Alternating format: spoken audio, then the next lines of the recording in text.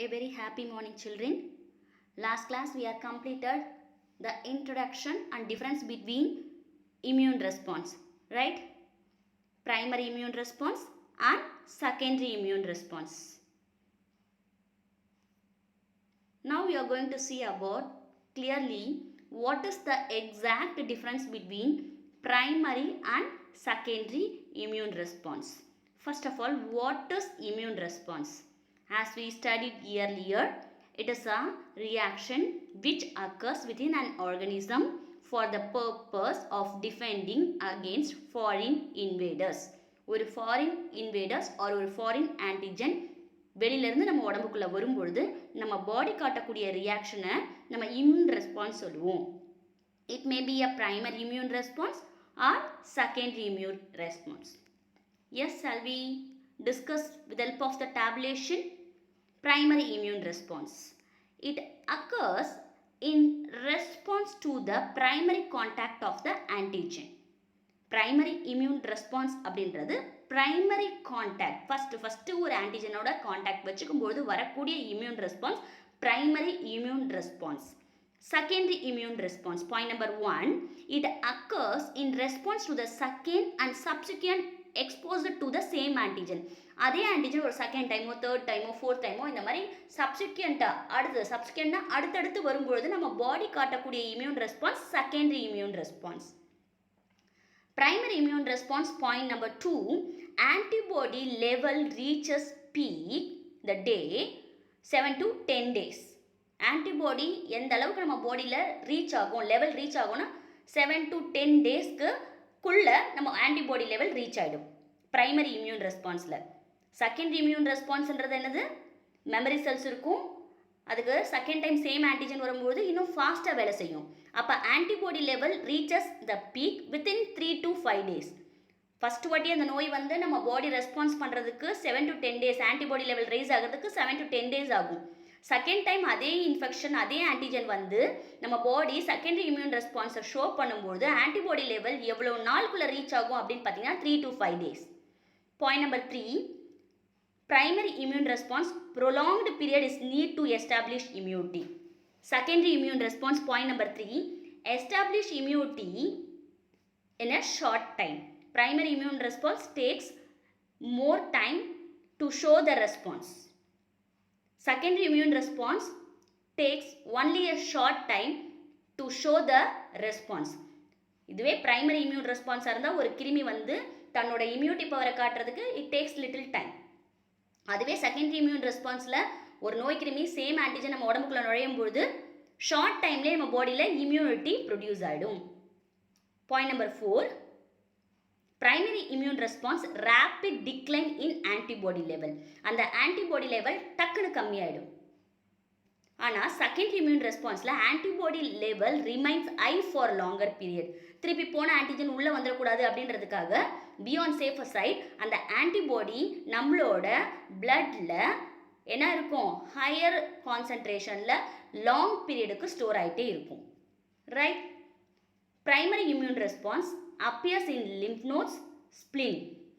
Secondary immune response appears in bone marrow followed by spleen, lymph nodes. இதில் spleen, lymph nodesலாம் என்ன அப்படின்னு பார்த்தீங்கன்னா lymphoid organ next டாப்பிக்கில் நம்ம டிஸ்கஸ் பண்ண போகிறோம். Shall we recall it again? Primary immune response, secondary immune response. Point number 1.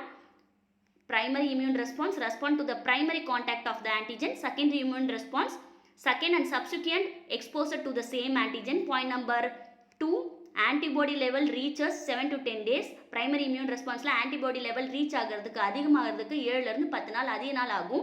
ஆனால் second immune ரெஸ்பான்ஸ்னால் அதே ஆன்டிஜன் சப்சிக்வெண்ட்டாக அடுத்தடுத்து வரும்போது ஆன்டிபாடி டக்கு நமக்கு உற்பத்தி ஆகிடும் 3 to 5 days. தேர்ட் பாயிண்ட் என்ன பண்ணும், prolonged period is need to establish immunity. Primary immune response தன்னோட இம்யூனிட்டியை காட்டுக்கிறதுக்கு நேரம் எடுத்துக்கும்.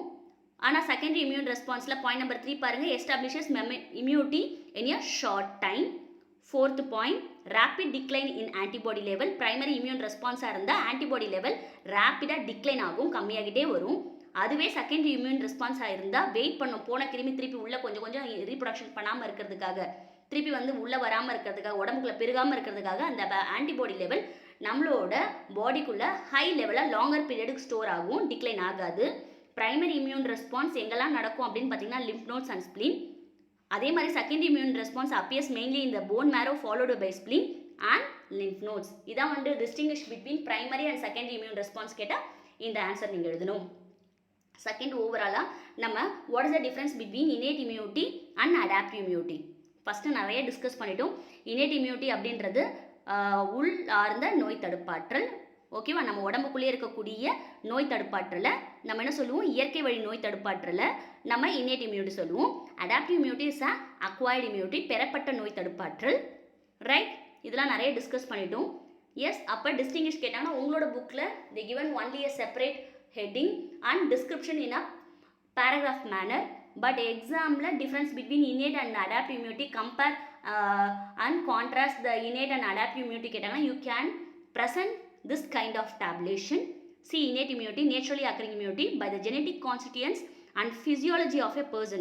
ஒரு பர்சனோட ஜெனட்டிக் கான்ஸ்டிடியூயன்ஸ், அவங்களோட பாடியில் இருக்கக்கூடிய ஜெனட்டிக் கோட், அவங்க பாடியில் இருக்கக்கூடிய ஃபிசியாலஜி, அவங்க உடம்புல இருக்கக்கூடிய செயல்படும் விதத்தை பொறுத்து இன்னேட் இம்யூனிட்டி இருக்கும். அடாப்டிவ் இம்யூனிட்டி பார்த்தீங்கன்னா point number 1, it is acquired immunity mediated by T cells and B cells characterized by immunological memory. So adaptive இம்யூனிட்டிக்கு காரணமானது T cell, B cell and then immunological memory மூலமாக தான் இந்த adaptive immunity வேலை செய்யுது. Other name of innate immunity, natural immunity, non-specific. Adaptive immunity, other name, acquired immunity, specific immunity. Innate immunity, third point, always present in the body itself. நம்ம உடம்புலேயே அந்த பேரியர்ஸ்லாம் இருக்கும், physiological barrier, anatomical barrier, phagocytic barrier, inflammatory barrier, இதெல்லாம் படித்தோம் இல்லையா? So இந்த பேரியர்லாம் என்ன இருக்கும், நம்மளோட உடம்புக்குள்ளேயே இருக்கும், இயற்கையாகவே இருக்கக்கூடியது. இதில் பார்த்தீங்கன்னா generated in response to exposure to an external factors. ஒரு எக்ஸ்டர்னல் ஃபேக்டர் மூலமாக தான் நமக்கு என்ன கிடைக்கும், அடாப்டிவ் இம்யூனிட்டி கிடைக்கும். எக்ஸ்டர்னல் ஃபேக்டர்ஸ்லாம் என்னது? ஃபார் எக்ஸாம்பிள், ஒரு ஆன்டிஜன் நமக்கு வந்ததுன்னா இன்ஃபெக்ஷன் வர மூலமாக நம்ம பாடியில் இம்யூனிட்டி ஏற்படுறது, வேக்சின் மூலமாக நம்ம பாடியில் இம்யூனிட்டி ஏற்படுறது, மதர் கிட்டேருந்து குழந்தைக்கு ஆன்டிபாடி மில்க் மூலமாக போகிறது. அதே மாதிரி ஒருத்தங்க கிட்டேருந்து, ஒரு ஹெல்தி டோனர் கிட்டேருந்து மோனோக்ளோனல் ஆன்டிபாடிஸை ஒரு இம்யூனிட்டி இல்லாத பர்சனுக்கு அந்த ஆன்டிபாடியை ட்ரான்ஸ்ஃபர் பண்ணுறது. அப்போ ஒரு எக்ஸ்டர்னல் ஃபேக்டர் மூலமாக நம்ம உடம்புக்குள்ளே செலுத்திக்கிறதுனால தான் இது என்ன சொல்கிறோம், பெறப்பட்ட நோய் தடுப்பாற்றல் அப்படின்னு சொல்கிறோம். Right. Point number 4, rapid response. Inherit immunity shows rapid response. நம்ம உடம்புக்குள்ளே இருக்கும், டக்குனு இன்ஃபெக்ஷன் வந்தால் ரேப்பிட் ரெஸ்பான்ஸ் காட்டும். அடாப்டிவ் இம்யூனிட்டி அப்படின்றது பார்த்தீங்கன்னா delayed 5 to 6 days.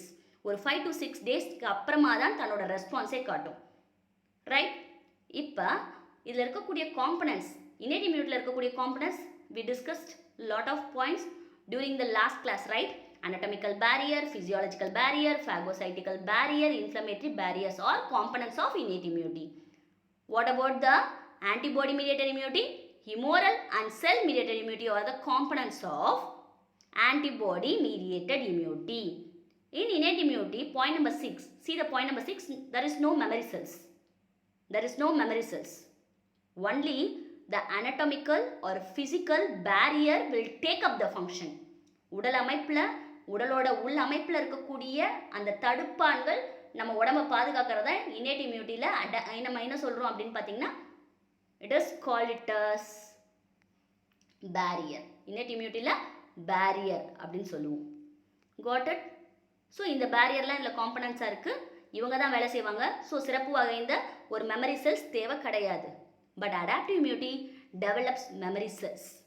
Inherit immunity don't have memory cells because anatomical, physiological, phagocytical, inflammatory barrier are the components.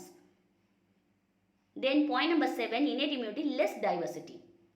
So antigen-க்கு எதிர்த்த மாதிரி நான் ஸ்பெசிஃபிக் எந்த மாதிரியான ஆன்டிஜனை எதிர்த்து வேணால் போராடும், இருந்தாலும் அதோட டைவர்சிட்டி பார்த்தீங்கன்னா ரொம்ப கம்மி, less diversity. It shows very less diversity. But adaptive immunity shows wide variety of diversity, higher diversity. Point number 8, innate immunity will never show the allergic reaction. Adaptive immunity shows or develops allergic reaction. This is the difference between innate and adaptive immunity. Right? இது ஒரு வாட்டி உங்களுக்கு நீட்டுக்கு இது தேவைப்படும், உங்களோட text புக்கில் இல்லை. நம்ம பாடியில் இம்யூன் சிஸ்டமில் எதெல்லாம் first line, second line, third line பார்க்கலாம். இதில் பார்த்தீங்கன்னா இம்யூன் சிஸ்டமில் இன்னேட் நேச்சுரல் இம்யூனிட்டியை நம்ம நான் ஸ்பெசிஃபிக் ரெஸ்பான்ஸ் அப்படின்னு சொல்லுவோம். ஏன்னா அது எந்த மாதிரி கிருமிகள் வந்தாலும் எதிர்த்து போராடுறதுனால அதை நான் ஸ்பெசிஃபிக் சொல்லுவோம். Immune system la adaptive acquired immunity is a specific response because it fight against with the specific antigen. In innate immunity, first line defense mechanism skin and mucous membrane.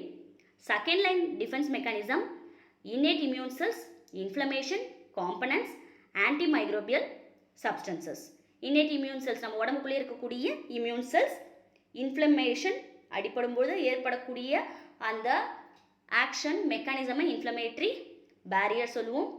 Complementary substances, leukocytes நம்மளோட leukocytes produce பண்ணக்கூடிய complementary substances, antimicrobial substances, lysozyme இதெல்லாம் பார்த்தோம்ல, இவங்கெல்லாம் second line of defence mechanism. First லைனில் skin and mucous membrane மெயினாக. Second லைனில் பார்த்தீங்கன்னா innate immune cells, inflammation, complement and antimicrobial substance. Third line defence mechanism எது அப்படின்னு பார்த்தீங்கன்னா specialised lymphocytes, call it as B cells, T cells. And then helper T cells, killer T cells. இதெல்லாமே நமக்கு வந்து good cells, immune cells. இந்த cells வேலை செஞ்சால் அதை என்ன சொல்லுவோம், third line defence mechanism. Skin and mucous மெம்பரேன்னா first line defence mechanism. Second line defence மெக்கானிசம்னா innate immune cells, inflammation, complement, antimicrobial substances. Third line defence மெக்கானிசம்னா T cell, B cell involve ஆகிறது. இது நீட்டுக்கு தேவைப்படுறதுனால இந்த டேப்லேஷன் இன்க்ளூட் பண்ணியிருக்கேன். Next adaptive immunity பார்த்தீங்கன்னா T cell immunity, B cell immunity. T cell involve ஆகிறது செல் mediated immunity, B cell involve ஆகிறது humoral immunity. Once again repeat, adaptive or acquired இம்யூனிட்டியில் ஃபஸ்ட்டு பாக்ஸ் பாருங்கள். அடாப்டிவ் இம்யூனிட்டியில் T cell immunity, B cell immunity. T cells takes up the responsibility of the cell mediated immunity, B cells takes up the responsibility of the humoral immunity. T cell immunity la next arrow mark parunga, whole T cells released into. அப்போ என்ன T cells என்ன ஃபார்ம்ல T cells release ஆகும்னா suppressor T cells, helper T cell, cytotoxic T cells. இவங்களாம் என்ன செய்வாங்க, death of the body cells that are infected with a virus. ஒரு நம்ம பாடி செல்ஸில் ஒரு வைரஸ் வந்து நம்மளோட செல் இன்ஃபெக்ட் ஆச்சுன்னா அந்த செல்லையே கில் பண்ணிடுவாங்க. யாருன்னா suppressor T cells, helper T cells, cytotoxic T cells. These T cells gives death of the or induce the death of the body cells that are infected with a virus or otherwise damaged. நம்ம பாடியில் ஒரு cell வைரஸ்னால infect ஆச்சுன்னா இந்த T cells, இந்த types of T cells அதை kill பண்ணிடுவாங்க. B cells involve இந்த humoral immunity R antibody mediated immunity. அப்போ இது எப்போ வேலை செய்யும் அப்படின்னு பார்த்தீங்கன்னா ஆன்டிஜன் எக்ஸ்போசர் ஆகும்பொழுது, ஒரு ஆன்டிஜன் உடம்புக்குள்ள நுழையும் பொழுது நம்ம உடம்புல லிம்போபிளாஸ்ட் ஃபார்ம் ஆகும். அந்த lymphoblast plasma cell, clonal B செல்ஸாக பிரியும். பிளாஸ்மா செல்ஸ் என்ன ப்ரொடியூஸ் பண்ணுன்னா ஆன்டிபாடி, குளோனல் பி செல்ஸ் என்னவா ப்ரொடியூஸ் ஆகும் அப்படின்னா மெமரி பி செல்ஸ்.